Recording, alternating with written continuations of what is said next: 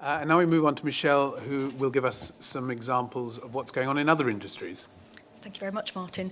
Well, I'm sitting here with a Cheshire cat grin on my face listening to Amelia, because there's a few friendly faces in the audience, and Amelia is talking about the importance of training. That's what I've been doing with the book publishing industry for the last 7, 8 years, in a time where, we weren't thinking about digital silos and social media silos. In fact, it wasn't even called social media at that time. Way back when I was training Penguin in the days, I was talking to Amelia earlier, and it was called online PR. Can you believe that? I think I'd just echo Amelia's sentiments, that I think that you have put a stake in the ground, and that by joining publicity and marketing together today, I think what it's done is to create a really clear signal that the lines are blurring, that things can't be defined in such a clear way anymore, and actually, the book publishing as an industry needs to think more in terms of holistic terms and less in terms of job definitions and roles. Again, for those of you who know me, unfortunately, I can't do any conversation or talk without PowerPoint slides or visual aids. So I'm going to see if this clicker works, and there we go. On the internet, I am Greenwellies, have been for the last 14 years, doing digital, doing social media, doing engagement, community management, content strategy, and I've worked with lots of the big organisations as well as the smaller independent publishers as well. And Martin has quite kindly given you sort of my real-world experience, but we won't dwell on that. When I was looking at the hashtag around London Book Fair, I actually saw, I don't know if she's in the room, Sam Eads. Sam, are you here? Sam, you tweeted, it's the Jets versus the Sharks. Whose role is it anyway? And I think this is it's a really nice way to kind of illustrate something that I think that this just shouldn't be. It isn't a turf war, because actually we've been fighting that turf war in the agency world for a very, very long time. 5+ years. We really have all been fighting a very sort of muddy battleground in order to, say, well, we are the bastions of digital strategy, we are the bastions of social media strategy, engagement strategy, content marketing, all of these different things. And actually it's quite bloody and brutal, and I think you're very nice people, you get on with each other. It's not as brutal as in the agency world, so don't let it become a fight. And that really is just sort of proving the point. And there's the history. There's myself and social media boutique agency owners and search engine optimization strategists talking about who owns online PR or engagement strategies way back sort of 5+ years ago. So, what is this? Is it about bought versus owned versus earned? Is it versus mediated versus unmediated, a battle? I think it is incredibly complicated, because I don't think we can even make distinctions and delineations using that terminology.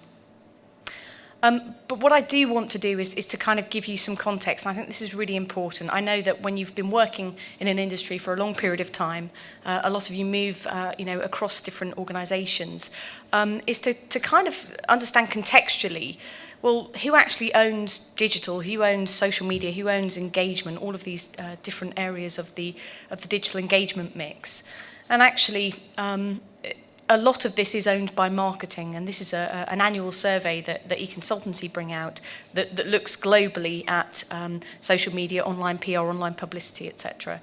I think the caveat here is that while 70% of kind of marketeers within an organisation say that they own social media, actually in a lot of real-world organisations or non-book publishing organisations, actually PR and communications and what traditionally is a publicity role is actually incorporated into the marketing department. So I think that's a really important thing to understand. And whilst I'm sitting there with the Coca-Colas and the CNNs and the Channel 4s and other organisations, I think a really important trend that is coming out for me, and this really, I guess, is a warning for the publicity guys amongst you, is that I'm starting to see that those people who are resisting digital skills training and really getting to grips with not just social media but other forms of kind of digital understanding and skills development are gradually being edged out. They're gradually being pigeonholed into very traditional forms of communications and engagement. And I would hate to see that happen within the book publishing industry because, you know, for me, if I could say that your industry is analogous with any other industry, it actually would be the PR industry. Every single book is a campaign. Every single genre is a brand. Does that kind of feel familiar for anybody? Yeah, I'm seeing a few nods. I mean, you know, you really do feel like you know, a kind of a full service marketing organisation or a PR organisation who has a really, you know, big throughput of books, and you have your hero products, your hero brands. You will put investment in certain things, and it really does feel like the PR world, one which I'm very, very familiar with. I'm going to move on from that slide, but I think the reason I wanted to say that I think that you're an awful lot like a PR industry is because the PR industry is now reflecting on this very question. You know, well, when it comes to digital, they've tried lots of different things. You know, they've spun out their kind of, you know, digital teams. They've rebranded and you know, become 33 Digital rather than Hotwire PR, and then spun, you know, back into the organisation again. And I think what's interesting from all agencies, not just PR agencies, is that I think what they're doing is defining the different elements of what makes up a successful digital strategy.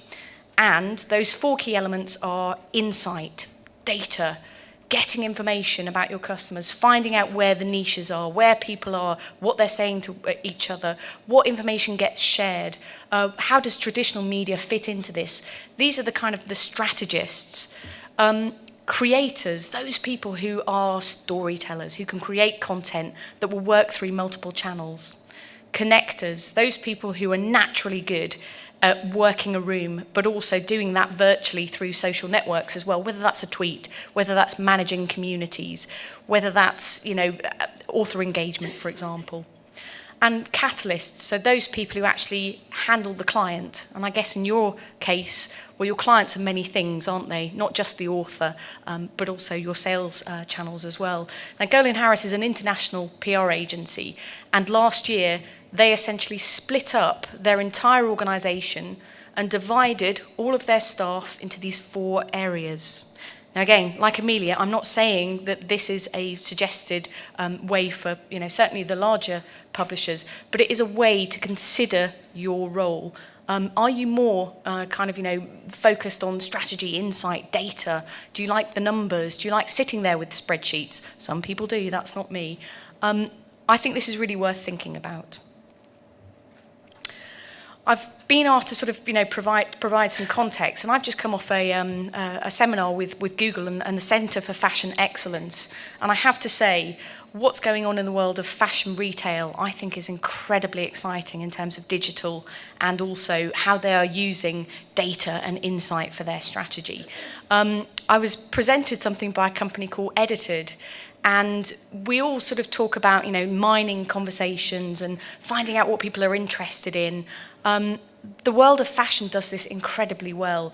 What they can do with the tools and techniques that they use is actually not just look at kind of, you know, prices, but they can also see it, you know, how fashion trends are actually traveling across different communities and different countries as well, right through to the color palettes that people are wearing and how it's translated from catwalk to street. And I think if you really want to get to understand digital deeply and the movement from kind of, you know, insights and data through to how this affects your bottom line and your business and how people buy your products and services, do look at the fashion world and particularly fashion retailers. And again, fashion retailers are also fantastic at this kind of content creation and multiple channel strategy as well. They tell their stories through the most appropriate forms of media. So they will have a content and an engagement strategy. And it won't be the marketeers creating the content and the publicists doing the engagement. it is a blend of this. It is a team of people who will do what naturally works for them. And it's all about outcome-based storytelling. So, you know, with the world of fashion, yes, you can talk about floral prints and, you know, kind of leopard stripes and things like that. But ultimately, what they want to do is to sell you that pair of leggings that really aren't going to suit you through their content, through their engagement, and through making sure that it reaches the right people. And the point that Amelia made as well, and I'm not just saying this because of my background and my heritage, but I think what the retail industry does very well is that they really do take ongoing skills development incredibly seriously. And also, they are always looking for those partnerships that will work for them. They will look for innovative partnerships that will enable them to diversify. So ASOS is not just a direct fashion retailer. It also has a marketplace as well of people selling second-hand vintage clothes, designer clothes, those kind of things. And again, look to what they are doing through you know, Pinterest, through Instagram, etc. And I think, you know, my criticism, and it always has been, of your industry is that you have a very, very visual product. Okay. Now, what Claire was saying about kind of, you know, interactivity and you know, making much more rich media from a media owner's perspective, that makes complete sense. But also from a product owner's perspective, I truly think that you could be doing a lot more with you know, really rich media that will work through multiple channels. So again, do look at the fashion industry for this. Somebody like Outnet, the way that they create video content, but also push people through to the outcome, which is ultimately, we want you to buy this particular outfit, this particular fashion trend.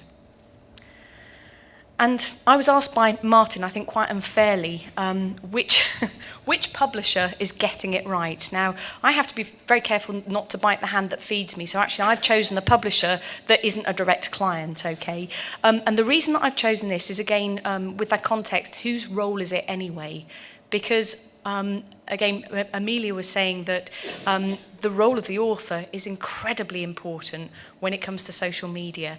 And this is a fairly new book by actually a good friend of mine, but somebody who I believe really, really understands social media, PR, communications, and the role of organisations within that, and the role of the individual. And for them, with this particular book, Brand Anarchy by Bloomsbury, Bloomsbury in the house? There we go, there's a plug for you. No, yes, hello, one of your clients there.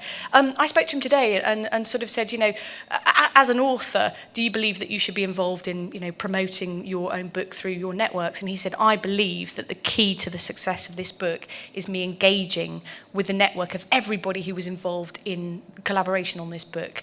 And also using the audiences that we have as well. And I think that you are starting to see that in sales, and I'm sure that you're tracking it from Bloomsbury's perspective. So I think in conclusion, and I have, you know, a very short time on this, and again, I'm happy to talk about this afterwards, but I don't think the question is who owns digital or social media. I think they're the completely wrong questions. I think the questions that you should be asking yourself is not about your role, but who can best contribute and how best can you contribute.